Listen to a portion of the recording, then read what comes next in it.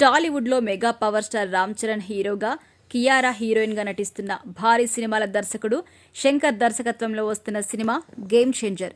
Shri Venkateswara creations బ్యానర్పై దిల్ రాజు నిర్మిస్తున్నారు. వాస్తవానికి ఈ సినిమా ఎప్పుడో విడుదల కావాల్సి ఉంది.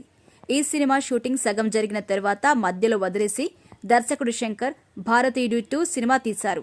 దీనివల్ల ఆలస్యం కావడంతో పాటు ఆయన రెంటికి చెడ్డ రేవుడిలా తయారయ్యారు.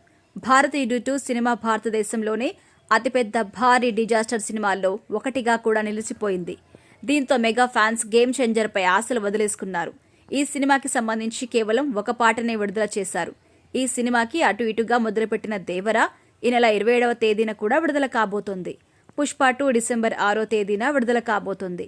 దేవరకు గ్రాఫిక్ వర్క్స్ ఎక్కువ కాబట్టి ఆలస్యమైందనుకోవచ్చు. అలాగే పుష్ప 2 సన్నివేశాలకు దర్శకుడు సుకుమార్ రాజీ పడకపోవడంతో మళ్లీ తీస్తున్నారు. ఇక దీనివల్ల ఆలస్యమైంది.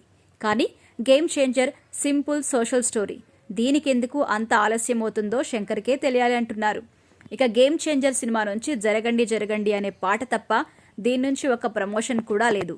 అసలు సినిమా విడుదలవుతుందా లేదా అని మెగా ఫ్యాన్స్ ప్రశ్నిస్తున్నారు.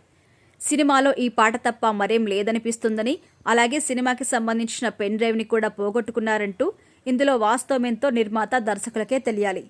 ఇక దర్శకుడు శంకర్తో పాటు నిర్మాత దిల్ రాజుని కూడా ట్రోలింగ్ చేస్తూ సోషల్ మీడియాలో మెగా ఫ్యాన్స్ కామెంట్లు పెడుతున్నారు.